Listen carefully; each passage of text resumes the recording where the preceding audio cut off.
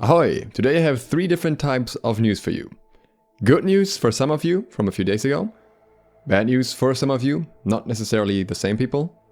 And also interesting news, potentially, for all of us. And in other news, this will just be the first of 2 videos today if everything goes according to plan. So, beginning with the interesting news, New World released a new trailer today. The trailer is a very atmospheric one that shows like stills of combat scenes that look really cool in my opinion. And I really like how they implemented the same style that they do in game, where they highlight the corruption in red and highlight the magical elements in blue. That just kind of adds to the whole New World vibe for me. But I was way too focused on the vibe. Iron Addiction, who is a super chill New World streamer by the way, definitely check him out, pointed out that some of the models in the trailer are actually potentially new mod models. Now this could of course be a stylized choice, but the interesting thing is that every single player model that we see in this trailer are character models that we actually already have in game. Those are all armors that you can already get. Whereas with the enemies you can't find all of them, at least as far as I'm aware.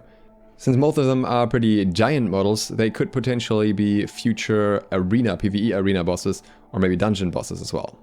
Of course this is just speculation, but I thought that was an interesting catch. Now onto the good news for some of you. As I said, this is from a few days ago, I just didn't have the chance to cover it yet, but I figured I would put it together with all the other news here. Reddit user Z_61019993, what a name, found out that Amazon has lowered the recommended CPU from a Ryzen R5 1600 AF to a Ryzen 1400. You can see the full requirements on the Steam page here. These were not the minimum requirements, those are even lower, but the recommended ones.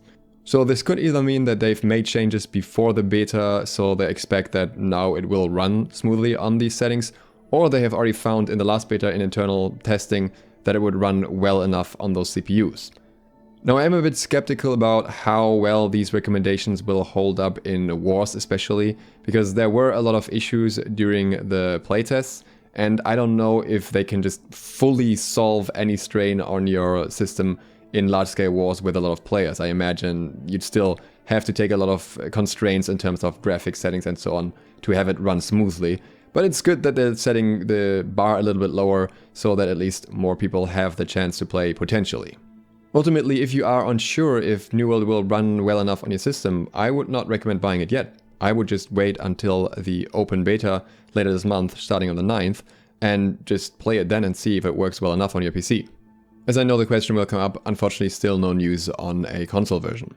And speaking of questions, before we get to the last piece of news, I am getting a ton of questions at the moment. And I'm seriously trying my best to answer as many as I can, but honestly, my hand hurts.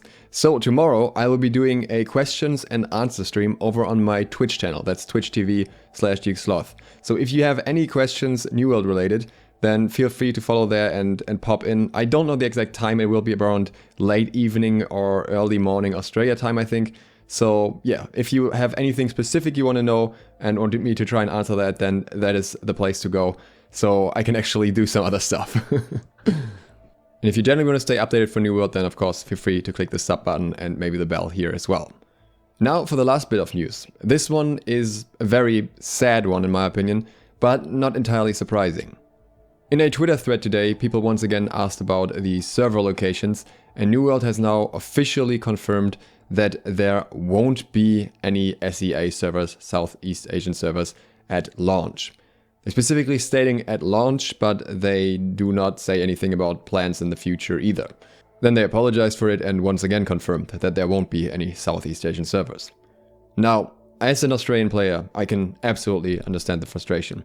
As somebody who spent his fair share of time playing on American servers on high ping, it's not very fun. I completely understand the annoyance that comes with it. If you're a Southeast Asian player and you're still considering to play on Oceanic servers, you're obviously more than welcome to join us over here, then I would also recommend trying out the open beta to see if the ping is good enough for you. There seems to be some confusion about the ping though, and I'd like to clarify that one, because in New World, ping is measured backwards and forward. So in a location where other games would show you, for example, that you have 100 ping, this is actually displayed as 200 ping. I know this is like one of those things that is technically correct, but because everyone is used to the opposite, so it's confusing. So I don't know if New World will change this before launch or before the open beta maybe. But if you have played New World and the ping was indicated as extremely high compared to what you would expect, then it was likely just counted double.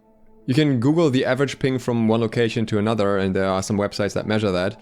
And usually you shouldn't necessarily have super high ping depending on where exactly in Southeast Asia you are. So if you're, for example, in Singapore, where a lot of people are asking for the servers to be, you might actually get pretty decent ping to Oceanic. Not perfect, of course, but I think it would be around 100 ping. And if you're further away than that, you might want to see if there's some routing software that can get you through the Singapore servers. That might make it a little bit better because the connection between Singapore and Oceanic is usually pretty good, to the extent that I've played some games on Singapore servers and wasn't even aware that it was Singapore servers until after. As for the reasons of New World making this choice, I imagine it is a marketing decision. The Asian MMO market is fairly different from the European one, and New World doesn't exactly have the typical style that is promoted there mostly. They don't exactly have anime waifus, and while not all Asian games are like that, of course, it seems to be what is most appealing on that market. And I imagine that New World has simply done a market analysis and has checked how many people in Asia have shown interest in the game or have played the earlier play tests where there were only NA and EU server anyways, and have come to the conclusion that it's not worth it for them, or that the language support that would come with it is not worth it for them, and therefore are kind of demonstrating through this that their focus will be on the Western market. I think that is very unfortunate, and I, again, completely relate to the struggle, but it is just something they unfortunately decided to do, and we can't really change it. It doesn't sound like they're ruling it out for the future, but I also wouldn't necessarily get my hopes up in that regard. And those are the updates for today, but later I'll have another video where I talk about changes that I would like to see, or fixes that I would like to see for the upcoming playtest, for the upcoming open beta. That is, if I manage to finish the video. In the upcoming days, we'll talk in depth about blocking, as well as in-scaling and gem scaling finally. If you'd like to see that, feel free to click the sub button and maybe the bell. On that, thank you very much for watching, and I hope to see you for the next one soon or later, depending on if I can finish it. SLOTH, out.